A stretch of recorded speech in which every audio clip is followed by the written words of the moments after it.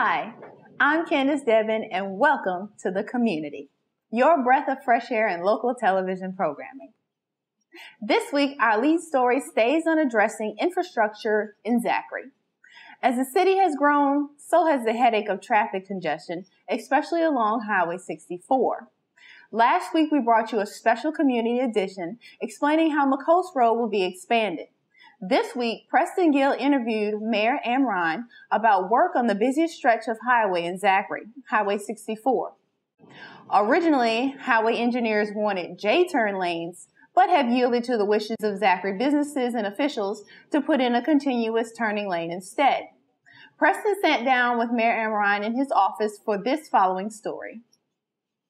Mayor Amron, we appreciate you joining us here on The Community to talk to us about the work that's going on Highway 64. Thank you. Tell us a little bit about the project, please. You know, when you can sit down and talk to people and work out a compromise and everybody pull together for a common good of improving public safety down there and getting the traffic flow right, it was a win-win for everybody. And, you know, there again, when you pull together and pull your resources together, Zach is a whole lot better off like that. So we'll have a fifth lane from where to where? From Highway 19 to McHugh Road. Quite a piece of roadway will be. It is, and the fifth lane with speed construction up, that little corridor makes up a little over 50% of our sales tax income. So it's we don't need to disrupt it any more than what's necessary. We hope to have that road finished as quick as possible. What's the advantage of having a turning lane over a J-turn? There again, I'm not a traffic engineer. They seem to think the J-turn will work. No city I talked to that had a J-turn liked it. So this was kind of a concession that we actually went to the state with, and they very generously gave it to us. Secretary Labatt, Roy Smith's been very easy to work with. They've done quite a bit for Zachary so far. We continue to look for their partnership with them and moving Zachary forward with traffic. My understanding is that some of the driveways will be entrance and exits maybe will be redesigned a little bit. Yeah, I think it's 14 of them that are going to be major conflict points that needed to be resolved, and we're going to widen the entrance on some, close the exits on some. So it was a much better deal for everybody involved. Speaking along the same line, I spoke with you several weeks ago in the council chambers about a loop around near Walmart. Where do we stand on that? Can you tell the viewers a little bit about that? Well, that project is proceeding along very slowly, unfortunately, and just the hoops you got to jump through. We have it surveyed. As soon as we get the survey back, we need to go to the Corps of Engineers. Have some senators and representatives that have promised help there to expedite it through the Corps of Engineers. Very little of that property touches the wetlands area. And the only piece of property that touches the wetland area is a piece of property the city of Zachary already owns. So there again, Mr. Teddy Ray Price, who owns Zachary Manor, has been very, very generous in working with us. We swapped a little piece of land to make this project work because it runs from St. Louis Street to McHugh Road. Mr. Valentino has been very kind in working with us. So there again, it's a win-win for everybody. The developers that had the piece of property, they gave us a 100-foot right-of-way. We greatly appreciate what they have done. There again, working together, you can do anything. My understanding is that once the project is completed, that the city will gain ownership of the road. How much of the road will the city get ownership of? We hope to take ownership from Plank Road out to 964. That's our goal.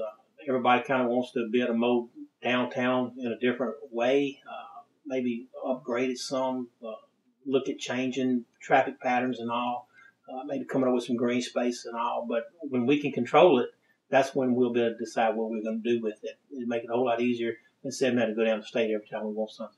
Certainly good news to see all of this infrastructure being taken care of and relieving some of the congestion here in Zachary. I guess if there's one drawback to progress, it's infrastructure problems. Oh, there's no doubt. As we grow, infrastructure improvements did not keep up with our growth. And we realized that when we took office that if we wanted to make Zachary a truly great place to be and continue to be like it was we were going to have major traffic problems. We were going to have major sewer problems and all. And we've tackled it. Very, very grateful for the council. They've bought into what we wanted to do. They realized that infrastructure is kind of falling behind. And we should be between $30 and $35 million in our first 4 years in office in infrastructure improvements, which is needed. And we will continue as we grow, continue looking at infrastructure, because without infrastructure, you won't be able to grow. Mayor, I know that you're busy. You've got a lot of work to do, and we appreciate the time that you've given us here. Oh, no problem at all. Joy. Thank you, Mayor. Thank you. I'm sure that anyone that has had business or shopping to do in Zachary during the daylight hours will find this a welcome development, and hopefully it'll lead to a little less adventure and uncertainty when attempting to turn into one of the streets or driveways along this route. Now, for a commercial break.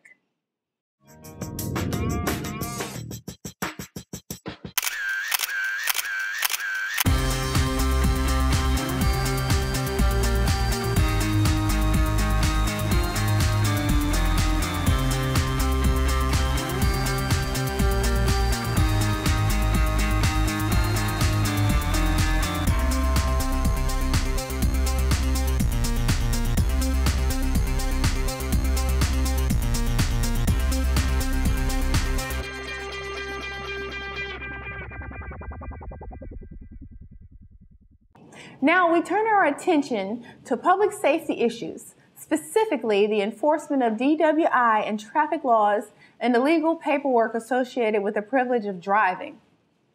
Police in Zachary and Baker tell the community that they mean business when they say that they expect drivers throughout their communities to follow posted speed limits and obey traffic signals. They are especially serious about keeping impaired drivers off the road. So if good sense and a personal concern about the safety of others isn't enough to keep a driver under the influence from turning the key, Zachary and Baker police said that they will get them off the road in spite of themselves. A week and a half ago, the departments from both cities joined together with the EBR Sheriff Office to utilize grant money and set up roadblocks to check for DWI and make sure inspection stickers and registration are current. About a week and a half ago, the police departments from Baker and Zachary were right here with a DWI checkpoint. Caught up with the police chiefs from both Baker and Zachary, Mike Snapper Naps and Chief David McDavid in Zachary, and we spoke to them about the checkpoint. We're told that it was effective, that there were both arrests as well as citations, and police tell us that even some drugs were taken off the street.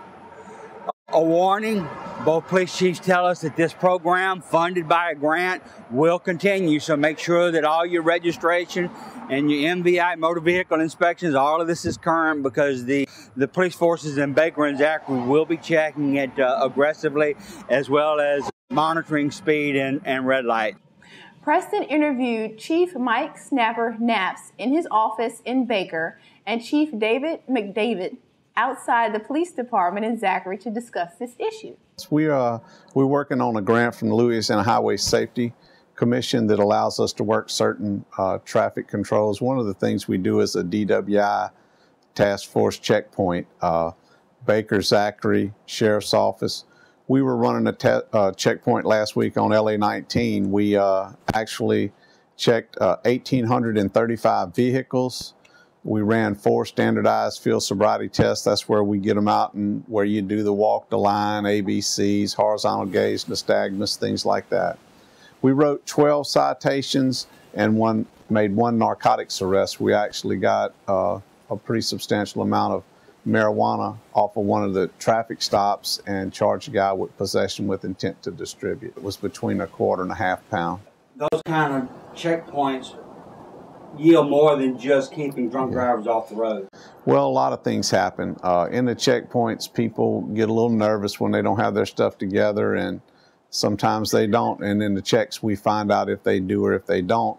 It can lead to expired license, expired plates, no insurance, expired inspection stickers, all the little things that need to be taken care of.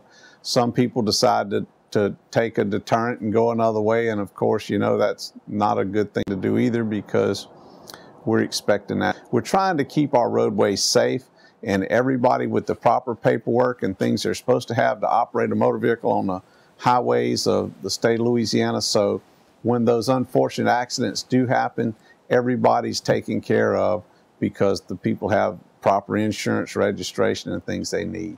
Those little portable enforcement cameras that you've got for speed, can you tell me a little bit about those and what effect they've had on driving habits here in Baker? We have lots of cars come through our city every day, probably about over 60,000 cars one way each day. What we're trying to do is make them just follow the speed limit and drive safely. The driver behavior has been corrected in the city of Baker. Less than 1/3 of 1% of the cars that come through the city of Baker are cited. And of that 1/3 of 1%, less than 8% of that is local residents. So what's happening is people are slowing down when they're coming through Baker, and it's caused us to have a lot less accidents. Our speed-related crashes are down 75%. We just had our first fatality in 4 years, and it was not speed-related. It was just a lady pulled off of a stop sign directly in front of an oncoming vehicle. Just must not seen it, and it's very unfortunate and tragic, but still till today we haven't had any speed-related crashes. Well, I can tell you from experience, they've caused me to slow down coming through Baker. Well, that's what you should do. Those little rectangular signs that have numbers on them that say speed limit are there for a reason. That's not a suggestion. That is a directive. So please remember that whenever you're out on the road. Stop signs are not suggestions, red lights are not suggestions, and speed limit signs are not suggestions. Those are directives that have been set up by the state's engineers and feel it's the safest way for you to travel in those areas. So stay vigilant out there, pay attention to what you do, and drive safe. Chief, we appreciate you being with us here on the show. We know that you and the police department there in Zachary are doing a lot to keep the citizens safe, our roads secure. We thank you very much for being on our show, and thank you for all that y'all do. Thank you, Preston, for having us. Wow, looks like the driver of that pickup in your piece needs to watch our show because he just busted that red light to pieces. Hey, Chief, how you doing? Doing great. Look, good to catch up with you. I know yesterday when we interviewed Snapper, you were busy with your detectives. Yes. Keeping Zachary safe. That's right. One of the things about keeping Zachary safe is making our roads safe. You participated with the Baker Police Department in a joint effort right there on the city lines of Baker and Zachary, a DWI checkpoint last week. How critical is it to you as a police chief and as a department to make sure that we keep people impaired? It's very important. As you've seen in the past wrecks here, that a lot of people, innocent people, have been killed by DWI drunk drivers. I think it's important that we continue to patrol aggressively, see these people and get them off the street so that our loved ones can drive in peace and safe. We're able to get a lot of fugitives off the street, drugs off the street, and you know, it's just an all-around effort between the two agencies to work together and make both cities safe. So is that something that's going to keep happening? Yes, it's going to continue to happen. It's part of a grant process we have through the state with seatbelt, DWI, and speed enforcement. And we'll, as I told you in the past, the Zachary Police Department will be aggressive in keeping the streets safe. Your best bet, if you're a driver, is to make sure everything's up to date, that you've got all your issues taken care of at court, and that you're not drinking or impaired. That's right. Not to be out on the street here. Make sure your MVI stickers are up to date, your insurance is up to date, you have no warrants, we'll be checking for that, and just take care of your business. Police Chief, look, I've known you for several years. I've known you to be an aggressive law enforcement, very professional. We appreciate you working with us. Thank y'all for your time. All right, thank you, Chief. Yes, sir. So, viewers, get those inspection stickers and registrations current and watch your speed. And please, for your sake and everybody else, do not drive while under the influence because we do not want anyone hurt and having to go to the hospital. But for the rest of us that may need to go to the hospital for a different reason, we have our segment, Good Health with Lane Regional Medical Center. In this week's segment, Preston shares some of the 21st century technology being used at this local hospital and how it's being applied to save lives and lead to healthier lives. I was excited to do this for a couple of reasons. I got to see some really cool equipment. I also got to see my own cardiovascular surgeon, Dr. Thompson, who is a very good surgeon and a very good doctor, do a procedure. I think you're going to enjoy these parts. Hi, my name is Laura Peel. I'm the Cardiology Services Director here at Lane Regional Medical Center, and I'm here to tell you about a few of the services our Cardiovascular Center provides. I told you that we were able to see some really cool things. Here's some imaging that you can actually see of a patient whose artery is almost completely blocked. One of the services that we provide here at Lane Cardiovascular Center is the ability to do CT64 imaging. And what you're looking at here is a 58-year-old male who went to the cardiology clinic and had an abnormal ultrasound done in the office. He was referred to Lane's Cardiovascular Center to have a CTA of his carotid. And we found on the CTA that he had a 90 to 99% blockage, which you're looking at here. And this finding resulted in him having a carotid stent placed here at Lane. The patient then came back to the Cardiovascular Center and entered our cath lab. We proceeded to do a carotid angiogram. You can see the blockage here. We'll point it out to you. Now we get to see what it looked like after the doctors here at Lane Regional put a stent in. And look at the difference it made. And the next shot you're going to see is where we redo the angiogram post-stent, and you're going to see the improvement in blood flow. There are many different services that we provide here at Lane, and some of them involve our CT64 machine, which you see in the background. We also do diagnostic heart casts, where patients come in who are having cardiovascular issues, such as chest pain, angina, they may be having shortness of breath, and our doctors look inside their coronary arteries and determine if they have blockage, and at that time we will place stent or balloons in the arteries. We also have the ability to use an IVUS catheter, which is an intravascular ultrasound catheter that allows the physicians to determine the size of the lesion.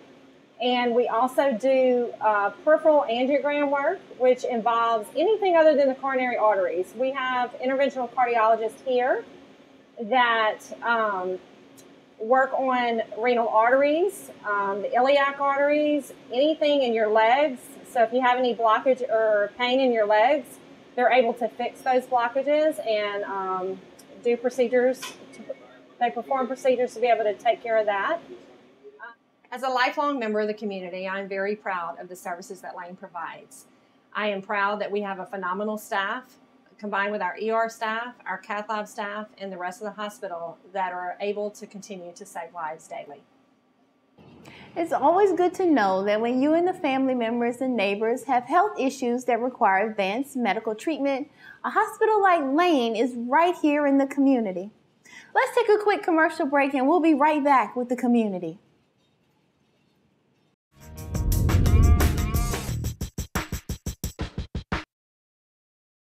This is Annie, born at 2:48 a.m., Lane Regional Medical Center. Our first baby. I was so excited and nervous, but everything and everyone around me was perfect, including Annie. 10 perfect fingers and 10 perfect toes. My doctor said, "You're gonna love Lane." What he didn't say was how much they would love us back. Baby Lane, where the road of life begins. We will end our show this week with something a little out of the ordinary. Preston made a trip down to Grand Isle over the weekend and dodged a few thunderstorms for this next report. He says that fishing from the Grand Isle Bridge is a dependable way to catch a lot of fish without having to spend too much money. He even shows us the best way to do this. Now, the catch to this story is that Preston says that after the 150-mile drive, you need to go at night and stay up all night long. Okay. On a related note, for those that are familiar with fishing down at the end of the world, Preston reports that the new Leesville Bridge continues to be plagued with problems.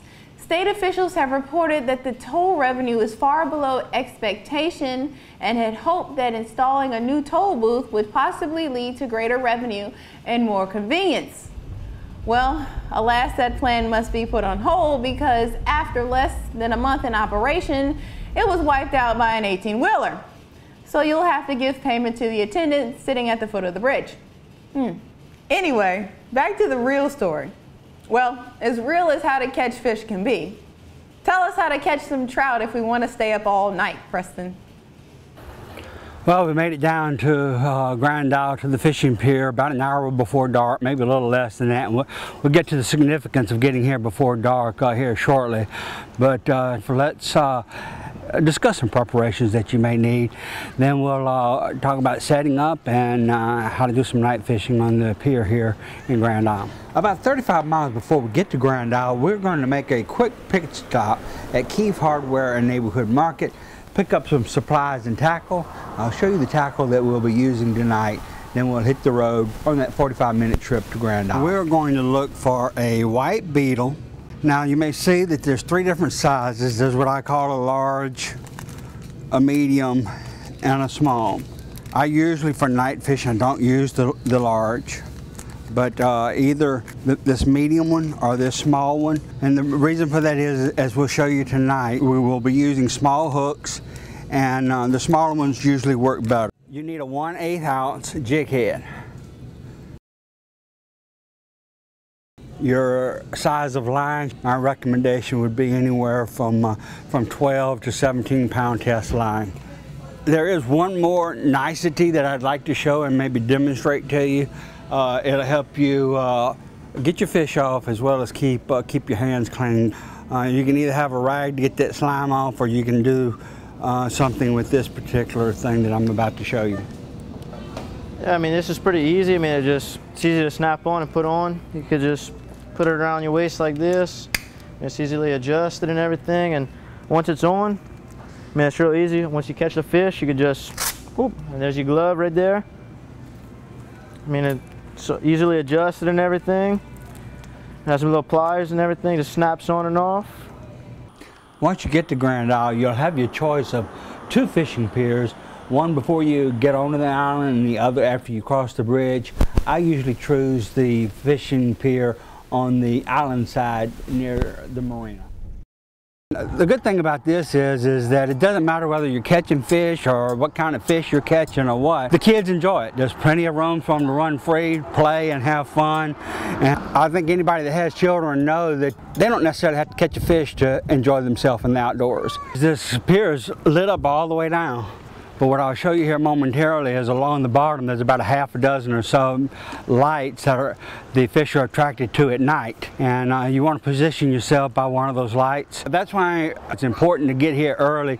You know, the weather's kind of inclement, school's back in. It's not as crowded as it is during the rest of the summer, but the weekends are usually crowded. And if you get here at dark or a half hour before dark, you'll still have room to fish on the pier, but you might not get one of those premium spots by one of the lights. I'm setting up tonight at the second light. Usually the light all the way at the end will have the most fish on it. But that is an awful long way to walk, and a lot of times it's hard to get that particular light. You see people set up on the inside of the bridge. Once nighttime gets here, there won't be very many fish on that side of the bridge. Now I'm going to show you how to make a double tandem rig, but for $3.50, you can go buy one and not have to make it. This is an 1/8 ounce, as I said earlier in the program, 1/8 ounce weighted jig heads. Personally prefer white as the color that I normally use most of the time. And if you're coming down just to catch some fish, those small beetles will catch a heck of a lot of white trout. So like I said, for $3.50 you can have this already made. Otherwise, cut you off about 3 feet of string, and don't do this. Your dentist will fuss at you. Get you those 1/8 ounce hooks that I told you to get. You can get either white or red. Get you 2 of them out. And you're going to tie one on each end. Now what we'll do is we'll tie an overhand knot right here, about a foot to a foot and a half away from that first hook. Overhand knot, and gives us a loop right there. Pull out 2 small white beetles. Set your double tandem rig up like this. You're gonna catch a bunch of speckled trout and white trout here off the Grand Isle Fishing Bridge. And remember, you got this from the community. Hope you enjoy it. Get a pick of your fish, another white trout. Remember that on the specs there's a 25 a person limit. On the white trout there is no limit. The specs have a 12-inch limit. Again, no limit on the size for white trout. Out here on the end, We've got redfish here. He's looks like he's about 36, 38 inches long. I'd say pretty close to 15, 18 pounds. Hey, that's dinner right there, partner. And is that that's a speck. About a 13 inch speckled trout. Watch it, Ellie. I still got mine. Hit the wall. Got another trout came in.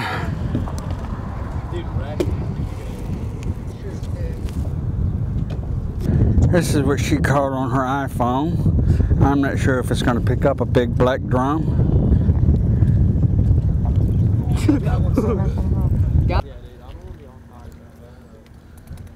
White trout, big white trout, nice white trout. Are we all ready? It's all you can eat buffet. Yep. You made it. 12 and a quarter. All right.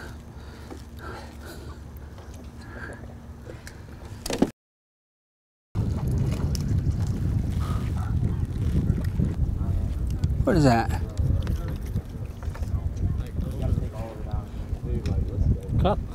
Huh? It's a trout? You gonna miss about 5 of them.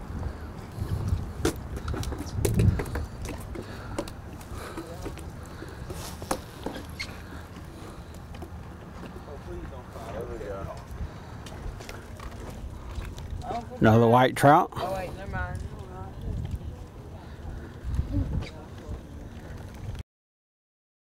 All right, we got one coming in on a white beetle, a good one. He got off on his own. Those are always good to happen. We got a nice white trout coming in. Are we gonna feed the porpoise again? Yes, sir. All right, porpoise food. I came here to show you how to catch trout on the bridge, but now we're going to change the show to feeding porpoises on the bridge.